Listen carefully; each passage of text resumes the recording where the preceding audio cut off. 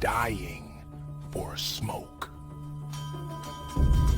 I created that video using Grok AI, and they just released a new feature that allows you to create long AI videos. Today, I'm going to show you exactly how that works, and I will also be sharing a tip at the end that most people miss. And without it, the footage simply won't be good enough to publish. Let's get into it. Head over to grok.com. If you're on your phone, simply download the app because the process is exactly the same on both devices. Once you are in, click on the Imagine tab. Now, before you can create a video, you need an image to start from. So type in your prompt, select your aspect ratio, and hit the arrow to generate the image. Grok will give you multiple images to choose from. So just pick the one you prefer by clicking on it. To turn that image into a video, click on this icon and select Make Video. The image will automatically be added to the prompt box. Now down here, you can choose your resolution, either 480p or 720p. If you're on the free plan like I am, you'll be working with 480p for now. And don't worry about the quality just yet, because that's exactly what the tip at the end is for. And trust me, you don't want to skip it.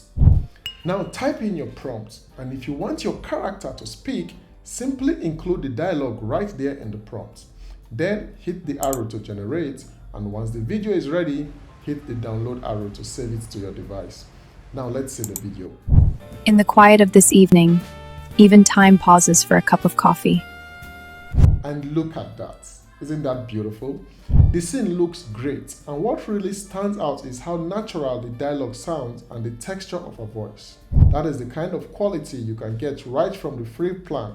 Now here's where it gets really interesting. That video is 6 seconds long, but your story doesn't have to end there. This is where the new extend from frame feature comes in, and this is exactly what makes creating long AI videos possible. Instead of generating a completely new scene from scratch, this feature continues the video from the exact last frame of your existing clip.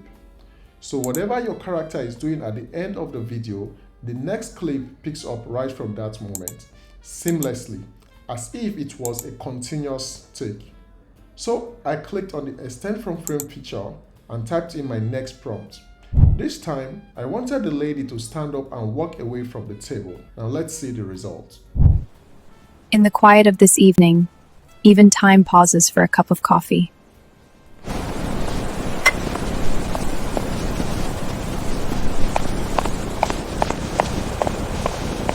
I'll see you tonight. Now look at how seamlessly that continues from where the first clip ended.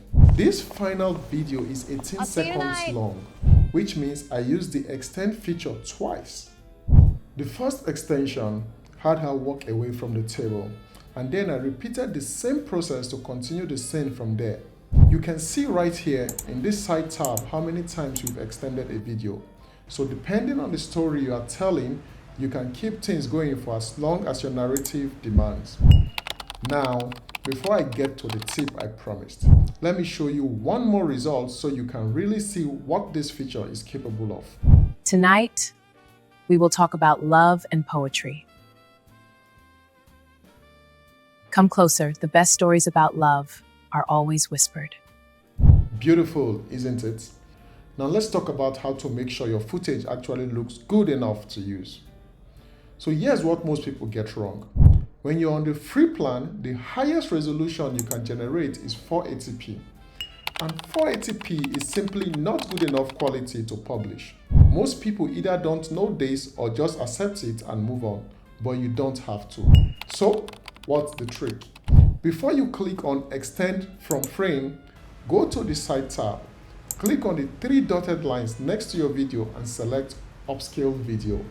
This will upgrade your footage to HD resolution, and you will see a small HD label appear on the video. Just to be clear, that is not a watermark and it won't show up when you download the video. It simply means the quality of your footage has been improved. Now look at this. The difference between these two clips is right in front of you. The dark-skinned lady's footage is noticeably sharper and cleaner because I upscaled her video before extending the frame. The other clip I didn't upscale, and you can see exactly what that costs you in terms of quality. So the correct order every single time is this: generate your image, create your first video, upscale it from the side tab, and then extend the frame. Follow that sequence and your free plan footage will look significantly better than what most people are putting out. I hope you have fun trying this out. And if this tutorial was helpful, please like this video and subscribe to the channel because it genuinely helps more people find this content. And if you want to take your AI filmmaking even further, watch this tutorial showing on your screen right now, where I show you exactly how to use Kling AI to create cinematic, realistic film scenes. My name is Osacraft. This is Uhura Workshop. See you in the next one.